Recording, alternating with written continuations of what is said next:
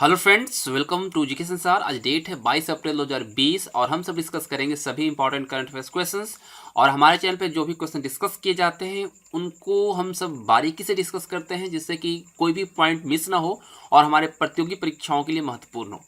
तो अगर आप चैनल पर पहली बार विजिट करें तो चैनल को सब्सक्राइब कर लीजिएगा, बेल आइकन को प्रेस कर लीजिएगा।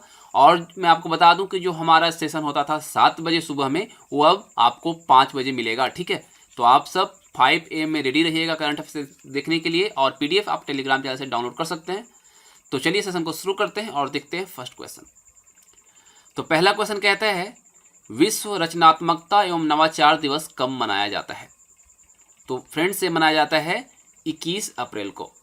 ठीक है, 21 अप्रैल 2020 को संपूर्ण विश्व में विश्व रचनात्मकता एवं नवाचार दिवस यानी world creativity and innovation day मनाया गया।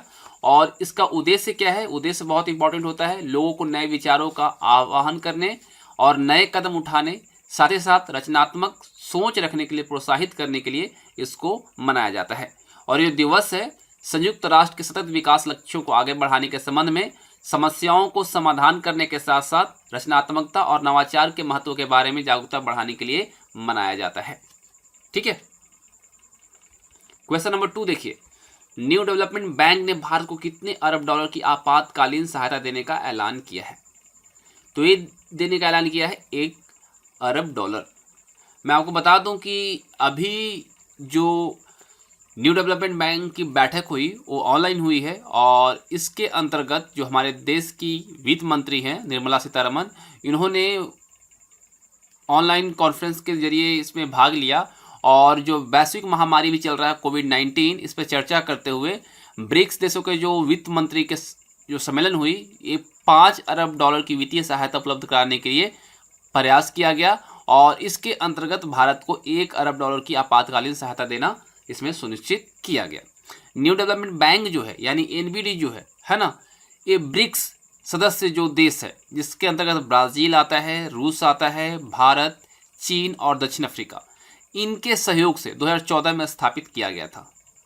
इसका अगर उद्देश्य की बात करें तो इसका उद्देश्य था ब्रिक्स और अन्य उभरती बाजार जो हैं उनकी अर्थव्यवस्था तथा विकासशील देशों के बुनियादी ढांचे का सतत विकास परियोजनाओं के लिए व्यापक संसाधन जुटाना, साथ ही साथ वैश्विक प्रगति और विकास के लिए बहुपक्षीय और क्षेत्रीय वित्तीय संस्थानों का जो अभी प्रयास किया जा रहा है उसमें तेजी लाने के लिए कदम उठाना। और न्यू डेवलपमेंट बैंक जो है, इसमें भारत के लिए अभी तक बहुत से परियोजनाओं के लिए इसमें राशि दी है, जिसके अंतर्गत देख रहे हैं 14 परियोजनाओं के लिए 4183 मिलियन डॉलर की राशि इसमें दी गई है। एक चीज़ आपको मैं बताना चाहूँगा कि न्यू डेवलपमेंट बैंक जो बोर्ड ऑफ गवर्नर्स की पहली वार्षिक बैठक हुई थी वो हुई थी 2016 में। ठीक है, और चीन के संघाई शहर में आयोजित हुआ था 2016 में, और 2017 में दूसरी बैठक हुई थी भारत में। ठीक है, इस चीज़ को भी आप मेंशन कीजिएगा, नई दिल्ली में। और इसका हेडक्वार्टर कहाँ है न्यू डेवलपमेंट बैंक का? तो है संघाई, चाइना में। क्लियर? चाइना की कैपिटल बीजिंग, और सबसे बड़ा शहर जो है और आर्थिक राजधानी जो है चाइना का वो है संघाई। करेंसी रेनबी और युआन, इस चीज़ को आप मेंशन कीजिएगा। शी जिनपिंग वहाँ के राष्ट्रपति हैं। क्वेश्चन नंबर 3, भारत में सिविल सेवा दिवस 2020 कब मनाया गया? तो ये बहुत अच्छा प्रश्न है, क्योंकि इससे क्वेश्चंस आपके बनेंगे परीक्षा में। तो मैं आपको बता दूं, ये मनाया गया 21 अप्रैल को। ठीक है, इसकी डिटेल हम देख लेते हैं। 21 अप्रैल को सिविल सेवा दिवस यानी सिविल सर्विस डे मनाया गया, और इस अवसर पर हमारे देश के जो प्रधानमंत्री हैं उन्होंने सरदार वल्लभ भाई पटेल को श्रद्धांजलि अर्पित की। और इसलिए किया गया, मैं आपको बता दूं कि 21 अप्रैल 1947 को स्वतंत्र भारत के पहले जो गृह मंत्री थे वो कौन थे? सरदार वल्लभ भाई पटेल। और उन्होंने दिल्ली के मेटकॉफ हाउस में प्रशासनिक सेवा के जो प्रोबेशनरी अधिकारी थे उनको संबोधित करते हुए सिविल सेवकों को भारत का स्टील फ्रेम कहा था।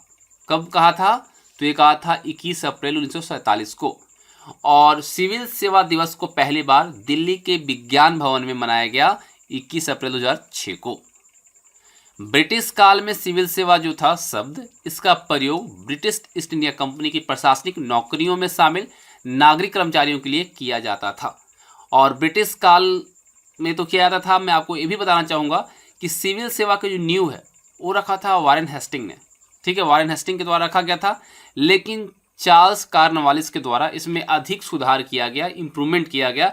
इसीलिए हम सब पढ़ते हैं कि भारत में नागरिक सेवाओं के जो पिता कहे जाते हैं, यानी कि father of civil services in India जो कहे जाते हैं, वो कहे जाते हैं लॉर्ड कॉर्नवालिस। ठीक है,